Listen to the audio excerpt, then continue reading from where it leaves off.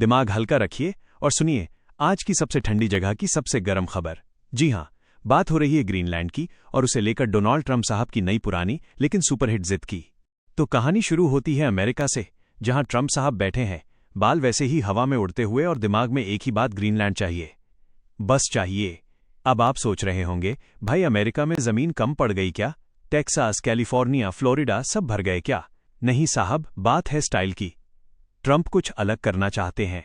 कोई कार खरीदे, कोई बंगला खरीदे और ट्रंप पूरा का पूरा देश खरीदने की सोचते हैं। अब जरा समझते हैं कि ये ग्रीनलैंड है क्या भला। ग्रीनलैंड दुनिया का सबसे बड़ा द्वीप है, बर्फ ही बर्फ, ठंड ऐसी कि वहां फ्रिज भी स्वेटर पहनता होगा। लेकिन इसके बावजूद ग्रीनलैंड आज दुनिया की राजनीति का हॉटकेक बना हुआ है।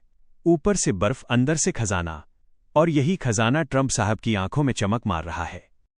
ग्रीनलैंड डेनमार्क का हिस्सा है, लेकिन पूरा कंट्रोल नहीं, बल्कि स्वायत्त क्षेत्र है। मतलब अपनी सरकार, अपने फैसले, लेकिन रक्षा और विदेश नीति में डेनमार्क का रोल। अब ट्रंप साहब आए और बोले हमें ग्रीनलैंड चाहिए, हमारी सुरक्षा के लिए जरूरी है। अब भाई ये सुनते ही डेनमार्क बोला, अरे भाई ये कोई मॉल नहीं है जहां ऑफर लगा हो, एक खरीदो एक फ्री। ट्रंप साहब का तर्क बड़ा दिलचस्प है। वो कहते हैं आर्कटिक एरिया बहुत इंपॉर्टेंट है, रूस और चीन वहां एक्टिव हो रहे हैं और अमेरिका को वहां मजबूत रहना चाहिए। अब बात तो सही है, लेकिन तरीका थोड़ा कैजुअल है।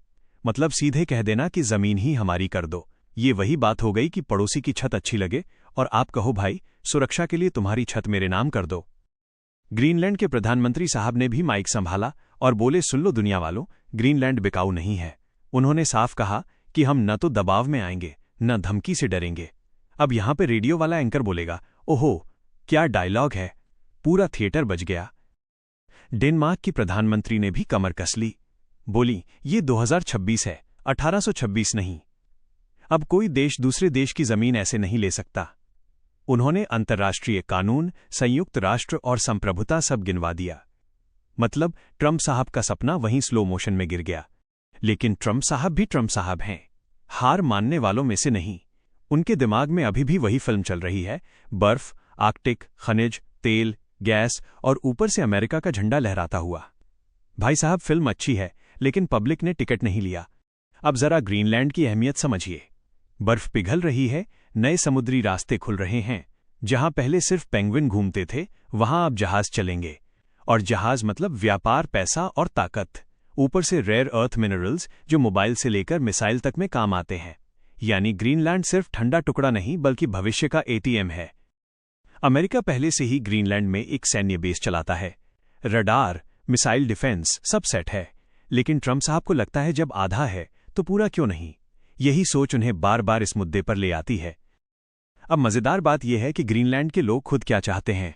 सर्वे बताते हैं कि वहां की जनता का बड़ा हिस्सा अमेरिका के अधिग्रहण के खिलाफ है। लोग कहते हैं भाई हमें अपनी पहचान प्यारी है।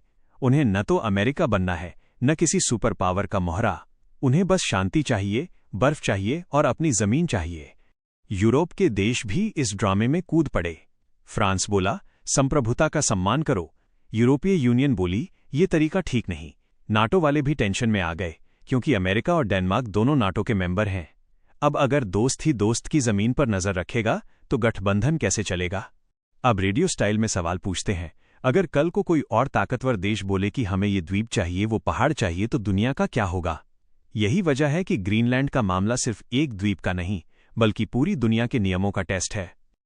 ट्रंप साहब का बयान चुनावी राजनीति का हिस्सा भी हो सकता है। मजबूत नेता दिखना, राष्ट्रवाद का तड़का लगाना और समर्थकों को खुश करना।